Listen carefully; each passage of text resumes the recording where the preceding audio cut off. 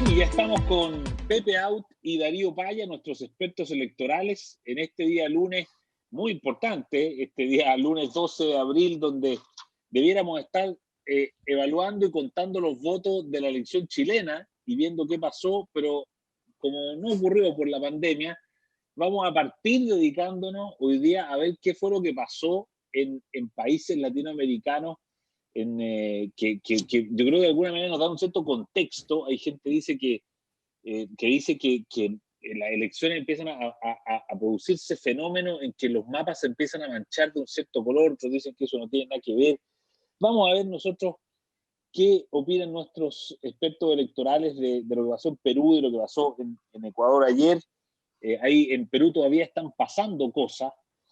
Muy brevemente, vamos a decir que en Perú en la primera vuelta la gana Pedro Castillo, que es un sindicalista de izquierda, eh, tipo Luis Mesina, si tuviéramos que compararlo con alguien en Chile, un tipo que quiere terminar con la AFP, un tipo que quiere estatizarlo prácticamente todo, un tipo que se define comunista, leninista y todo lo ista posible. 18% es lo que tiene hasta ahora, hace un rato en la tarde, y a segunda vuelta estarían pasando o Keiko Fujimori, que es de esta, le llaman derecha populista, no sé si es el mejor término, y también el candidato de Soto, que es un candidato más, por así decirlo, de una derecha liberal, más convencional, una centro derecha. Eso en Perú. En Ecuador, bueno, ganó la segunda vuelta Guillermo Lasso, que es un hombre de centro derecha, y que impidió entonces el regreso del correísmo, ¿no? Andrés Arauz, que venía con el correísmo que se puede definir como algo así como una izquierda chavista. Increíble cómo hay que darle apellido a todo porque son todos distintas denominaciones de doctrinas, pero así son las cosas. Don Pepe Out, don Darío Paya, una primera panorámica, a ver Darío, de lo que viste en las elecciones en Perú y Ecuador. No, de Ecuador creo que ha sido una elección, la he mirado muy superficialmente, pero no sé si predecible en su resultado, pero bastante convencional en su dinámica. Lazo, un hombre que lleva en el escenario 15 años. Yo los primeros recuerdos que tengo de él es como un opositor a alguna de las primeras medidas del recién electo presidente Correa, cuando empezó con distintas medidas cuyos detalles no me acuerdo, pero sobre los medios de comunicación, sobre el sistema financiero. Él fue un opositor muy vehemente y organizador, por así decirlo. Fue de los primeros en torno a los cuales yo al menos recuerdo que cristalizó una energía opositora al proyecto político de Correa, así que no me extraña que esté ahí hoy día. Lo de Perú, bueno, lo de Perú, perdón, además la elección de Ecuador creo que se da dentro de bordes un poco, de orillas más acotadas, más cercanas unas de la otra. La verdad que en el caso de Perú, Castillo, Pedro Castillo, que no tiene nada que ver con un gran candidato a alcalde en Coquimbo en este minuto que se llama Pedro Castillo, ¿no? Es un hombre que está muy a la izquierda de Verónica Mendoza. Verónica Mendoza fue la que enfrentó en segunda vuelta a Kuczynski hace 4 años. Y ella era lo suficientemente izquierda como para que en torno a Kuczynski se produjera el milagro de la convergencia de fuerzas políticas que son no como el agua y el aceite, sino que como cosas que no solamente no se pueden mezclar normalmente, sino que explosionan en cercanía una de otra. Qué sé yo, el fujimorismo con el vargallosismo, como le queramos llamar a eso.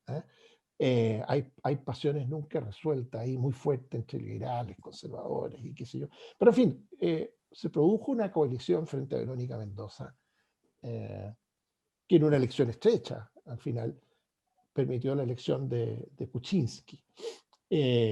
Todo indica que en torno a Castillo, o para enfrentar a Castillo, debiera ser incluso más fácil una unidad de fuerzas políticas que hoy día estaban dispersas, que enfrentaban en primera vuelta. Pero, y esto me lo comentaba un amigo peruano, puedo pasar un aviso, ¿no? Uno de los jóvenes que encabezan el proyecto de Leadership Institute en Perú y que fue candidato al Congreso peruano y esperamos que resulte electo, están contando los votos. ¿Cómo se llama?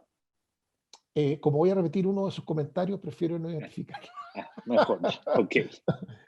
Off the record, bien. Claro, pero esto sigue siendo para la red Libero. Por supuesto. Y es que una lectura que siempre hay que hacer de los resultados de este tipo en Perú es la tensión que existe entre Lima y el resto del país y el interior. Y así como Keiko tiene, en fin, tiene una entidad política muy fuerte en el norte, qué sé yo, en las múltiples regiones de un país tan grande como Perú, digamos. Hernando de Soto, por ejemplo, no. Hernando de Soto, sus votos básicamente han estado en Lima, los votos de su partido están básicamente en Lima, y los problemas políticos que nosotros le conocemos a Keiko son básicamente con la élite que está en Lima. En fin, esos son los primeros comentarios que yo he recogido. Castillo no es alguien de izquierda dentro de los sabores normales de la izquierda latinoamericana, aparentemente es más intenso en sus preferencias y Keiko sería la mejor aspectada para enfrentarlo en una segunda vuelta. No está todo resuelto si va a ser ella o no. No está claro todavía. Sí. Debiera ser así, por lo que los números sugieren, sí, porque justamente faltan por llegar más votos de fuera de la capital. Así es. Pepe, ¿cómo la viste tú, Perú y Ecuador? Bueno, primero, Ecuador. Ecuador tuvo una primera vuelta donde el candidato Lasso llegó segundo a 13 puntos del candidato de Correa, Araúz. Araúz tuvo 32 y fracción y Lasso le ganó por 3 décimas a un líder indigenista de izquierda que sacó 19,4. Lasso sacó 19,7.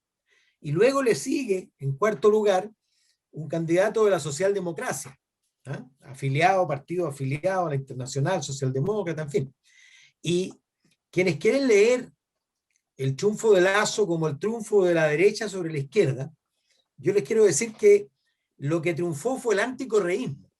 El eje Correa-anticorrea fue mucho más fuerte que el eje izquierda-derecha, al punto de que Herval, el candidato de la izquierda democrática, apoyó explícitamente a Lasso en segunda vuelta, y el vicepresidente del líder indigenista, que llamó a la abstención, también apoyó resueltamente a Lasso. O sea, lo que ganó fue una coalición anti-Correa. La experiencia de Correa fue bien traumática en Ecuador, y por supuesto tiene más de un tercio de apoyo, que es lo que sacó en primera vuelta, pero a pesar de haber llegado lejos primero en la primera vuelta, perdió en la segunda por la coalición anti-Correa. Yo tengo la impresión, fíjate, de que en Perú, primero lo que llama la atención a propósito de la realización o no de elecciones, es que hubo elecciones el 11 de abril con cifras pandémicas similares, pero si tú miras la tele, la mayor parte de los comicios se desarrollaba al aire libre. Yo vi carpas en plazas, en canchas de fútbol, etcétera, y no en recintos cerrados. Puede ser una enseñanza para el CERVEL a propósito de lo que viene en mayo, porque evidentemente el riesgo de contagio crece exponencialmente cuando tú encierras a la gente de cuando la tienes en lugares abiertos. Segundo, una participación del orden del 75%. No distinta a elecciones realizadas fuera de la pandemia. Y tercero, lo que comentábamos la otra vez, el resultado completamente abierto en primera vuelta, es decir, 7 candidatos disputaban el paso a segunda, se turnaron en la punta. Yo recuerdo que estuvo en la punta muy lejos el ex arquero de Alianza Lima, George Forsyth.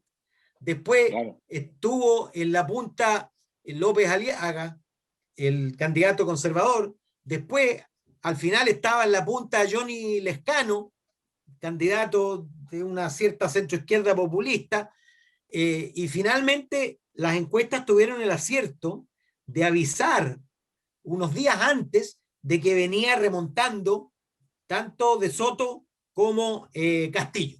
Y finalmente Castillo da la sorpresa con el voto rural, básicamente, y lo impresionante es que Keiko Fujimori, que estaba debajo de Soto, se pone cuando llega el voto rural por encima. Yo creo que ya está resuelto, es muy difícil que cambie la tendencia, a mi juicio, porque los votos urbanos tienden a llegar primero que los votos rurales, y De Soto es claramente más fuerte en los centros urbanos que en las zonas rurales. Por lo tanto, yo daría por hecho que va a haber una segunda vuelta entre Castillo y Fujimori. Yo, al revés de lo que dice Darío, pienso que si hubiera pasado De Soto, el resultado era garantizado para De Soto versus Castillo, pero hoy día yo tengo mis dudas por lo mismo. Vamos a ver si el eje izquierda-derecha es más fuerte que el eje fujimorismo-antifujimorismo, que es parecido al eje correísmo-anticorreísmo en Ecuador, y que no tiene que ver con izquierda-derecha, tiene que ver con otros ejes derivados de la experiencia de gobierno de Fujimori. Pero yo creo que la segunda vuelta está ya dibujada.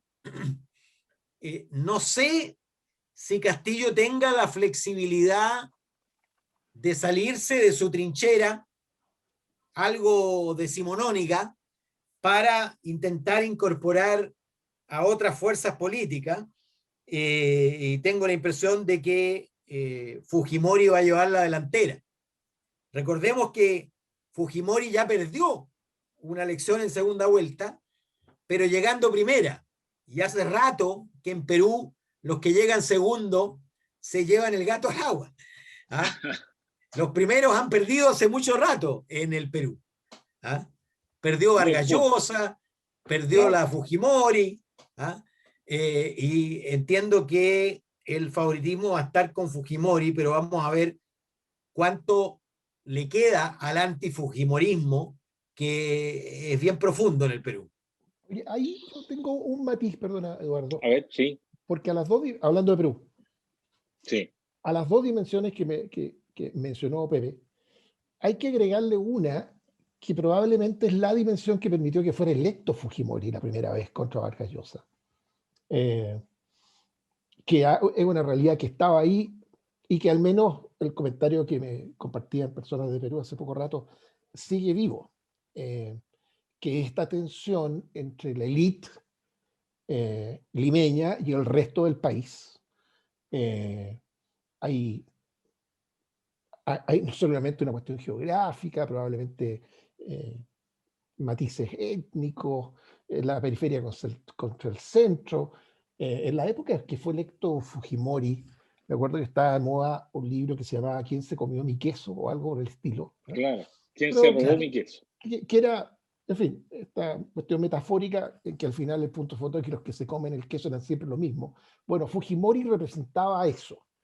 Y yo creo que lo que está implícito en los comentarios de los que yo me hice con la primera intervención es que entre Pedro Castillo y Hernando de Soto se podría reproducir a favor de Castillo ese esquema, cosa que no pasa con Keiko, que tiene todas las complicaciones y matices producto de la historia política de los Fujimori, ¿no? Y la propia. Así que yo creo que esa es una tercera dimensión a la que hay que ponerle atención. Y un factor muy importante contra Castillo, y aquí lo importante es la realidad política, no la verdad. ¿Eh? Es lo que la gente cree, y las cosas que gatillan temores atávicos se transforman en realidades casi palpables. Y flota sobre Castillo esta acusación de sus vínculos con un movimiento que siempre se me olvida cómo pronunciar, que es Movadef, que es un movimiento político que tuvo una vida, pero como fundada por el abogado de Abigail Guzmán, líder de Claro. Sendero Luminoso, visto como una organización Terrorista, de esa guerrillera. órbita. Bueno, el Sendero El Luminoso. brazo político del Sendero. Claro, y Claro. eso es algo frente a lo cual, no sé, esto es un comentario anecdótico, pero yo tengo amigos peruanos, muchos de todas las percepciones políticas, y si hay algo que los une a casi todos ellos, no, nada con eso. Fue una cuestión demasiado dolorosa. Por supuesto. Oye, súper interesante. Quiero que aterricemos rápido, antes que se nos vaya el tiempo, a Chile, porque tuvimos ayer, ayer se libera en la noche, la tuvimos hoy día más abiertamente, la encuesta CADEM, que trae una novedad, efectivamente, y es que por primera vez se pregunta por candidatos, pero ya no por expresión espontánea. Cuando le preguntan a usted quién quiere ser presidente y la gente espontáneamente dice este o este otro. Ahora se les puso una lista, una papeleta, entre comillas, simulada a la gente. Le digo, oiga, de estos candidatos, ¿a usted cuál le gusta? Y fíjense ustedes que en esta primera pregunta, digamos, esta primera vez que CADEM le pregunta a la gente si las elecciones fueran el próximo domingo, ¿por cuál de estos candidatos votaría usted? Resulta que aparece Pamela Giles con 20 puntos, aparece Joaquín Lavín con 14, Daniel Jadwe con 11, Evelyn Matei con 7, Sebastián Sichel con 6, José Antonio Kast con 5, Jimena Rincón, Heraldo Muñoz y Mario Desbordes con 4, Gabriel Boric y Paulo Narváez con 3, Ignacio Briones con 1 y Carlos Maldonado, que es el candidato del Partido Radical, con 0%. Pepe Out, tu primera mirada de esta encuesta académica. Bueno, como tú dices, la novedad es que por primera vez aparecen las preguntas cerradas. Normalmente habían aparecido antes en el tiempo, pero producto de que la elección previa todavía no se realiza, es razonable que no se hiciera, por la liquidez del escenario, pero claro, empiezan a hacerse tanto estas como las hipótesis de segunda vuelta, entre paréntesis, que también están hechas por la misma encuesta CADEM. Yo creo que, primero, todos los números son números que hay que mirar todavía con pinzas, porque falta un antecedente que obviamente va a desencadenar el proceso, que es la elección del 15-16 de mayo. En el fondo, el proceso de definición presidencial se congeló por 35 días más. Sin embargo, muestra, lo más interesante de esto, fíjate, es que Pamela Giles no solo se sitúa como la primera opción, sino que lejos como la persona con mayor valoración positiva y menor valoración negativa de todos los candidatos presidenciales.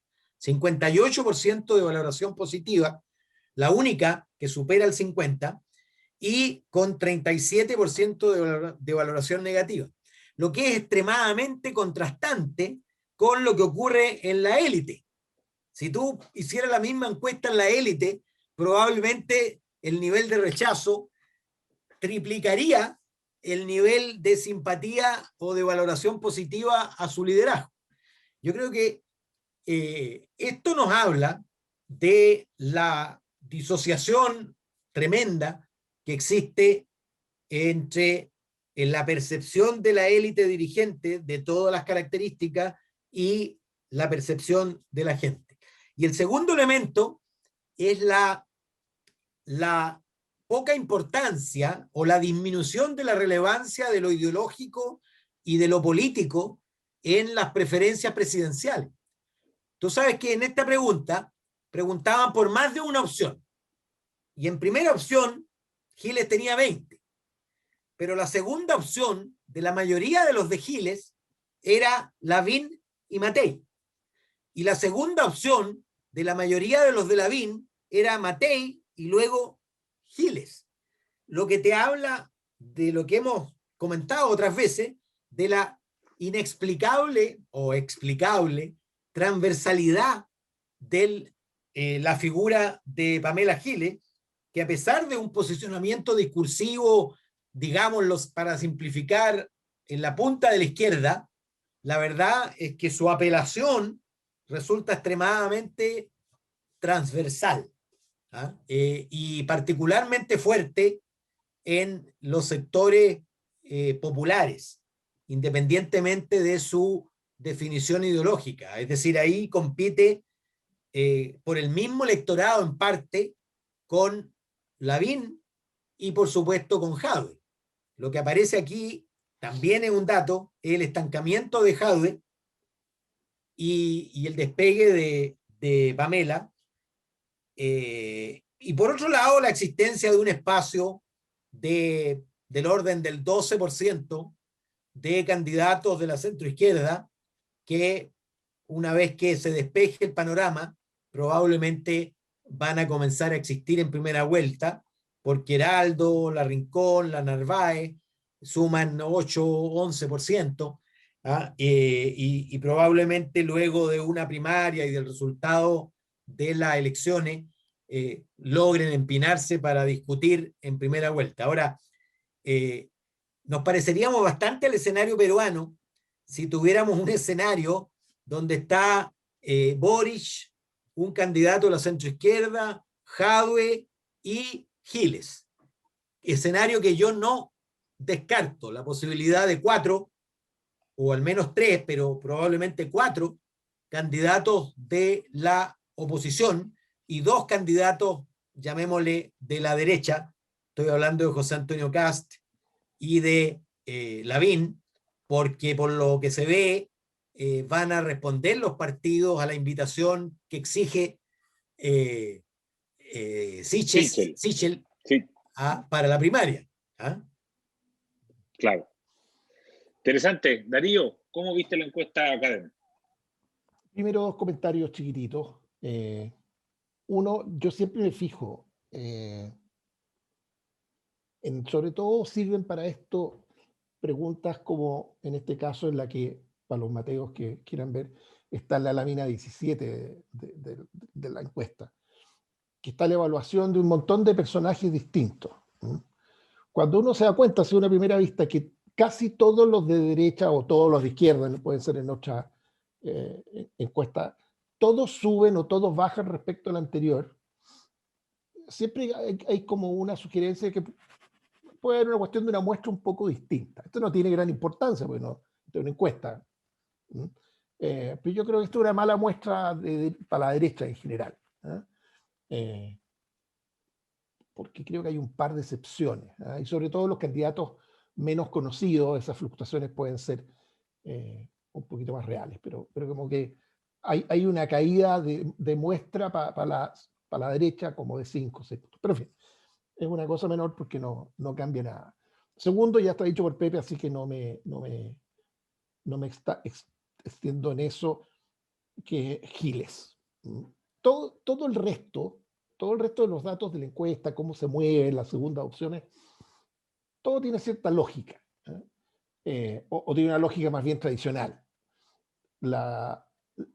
Aquello en torno a Pamela Giles no cabe en los moldes tradicionales, los rompe. Yo creo que probablemente el efecto político, y desde luego esto lo estoy viendo desde mi lado de la vereda, para mí lo más llamativo es la posición en que deja Lavín esto, que más allá de todas las dudas y todas las críticas, en fin, y todos los números que en torno a él surgen cuando las preguntas eran abiertas como en las encuestas anteriores, al final el único competitivo contra todos es Lavín. Creo que, si no me equivoco, le gana a todos, salvo a Giles, con quien aparece empatado. Que no es el caso de los demás candidatos. A mí eso me llamó la atención, como que lo pone en una situación distinta y considerablemente distinta al del resto de los presidenciables de derecha, casi respecto de todos los demás candidatos. Muy interesante, muy interesante. Pepe, sin embargo, ok, clarísimo, la gran noticia de la encuesta es Giles. Me parece muy bien lo que apunta Darío, que en segundo lugar es cómo esto afecta a Lavín. Pero la pregunta es la siguiente, te la hago a ti además porque una pregunta que yo creo que interpela más bien a alguien que está en la oposición. ¿Es viable la candidatura de Pamela Giles? ¿Es viable que una candidatura así logre aunar la fuerza, digamos, de toda la oposición detrás de ella? O sea, yo creo que las circunstancias están cambiando para, para que la gravitación de los partidos y del sistema político en la determinación de las ventajas presidenciales está disminuyendo, sin duda. Si no, nos explicaría que alguien que está sola, que tiene detrás un partido del 2%, donde votan 600 personas para elegir su directiva, pueda estar en la punta de las opciones presidenciales, y lo que va a aparecer como la principal fuerza opositora después de las elecciones, que es Unidad Constituyente, tenga a sus candidatos en 4 y 3%, sumados la mitad, dan la mitad de lo que marca Giles. Y eso te habla, de alguna manera, de la pérdida de gravitación de los partidos sobre la determinación de la formación de la opinión y luego la determinación del voto. Ahora, yo tengo la impresión, quizá es un wishful thinking, pensando con el deseo, que en la medida que tú te acercas a la decisión, la gente empieza a pensar menos en el carisma y en la sintonía y más en la gobernabilidad y en la certidumbre que tiene que entregar a alguien al cual tú le vas a entregar las llaves de tu casa, es decir, el timón del país. Y Pamela Giles tendría que experimentar una transformación muy relevante en su manera de ser y en su manera de relacionarse con los demás actores políticos para pasar del estadio de candidata más popular a candidata viable para presidir el país. Darío. Sí, yo tengo una duda, no es una opinión, y no quiero que suene despectivo. Quiero usar la palabra promoción en su contexto técnico.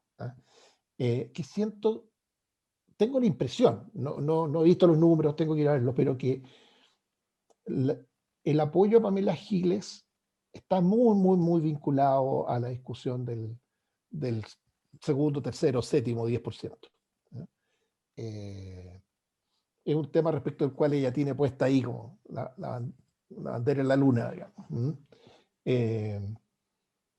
No sé cuán constante sea aquello, cuánto dure. Digo, por tanto, que puede tener un poco la lógica de la promoción. Último día de la gran liquidación X, que algo tiene una presencia mediática muy fuerte y claro, motiva cambios de conducta, pero que desaparece la presión y vuelve a las cosas más sólidas y permanentes, Jadwe y qué sé yo, y por tanto ahí yo le pongo ojo a Boric, a ver qué pasa con él, vasos comunicantes entre Boric y Meo, en fin, hay una serie de cosas que vale la pena mirar, pero y por eso el comentario no tiene nada que ver sobre el estado de la democracia en Chile. Absolutamente, pero antes de eso tú te refieres a algo así como a los días J. Giles, como los días R. Ripley, los días J. Giles que pasado el tercer retiro se van. Puede ser. Puede ir un cuarto, digamos. Es cuestión de abrir un cuarto retiro presidencial.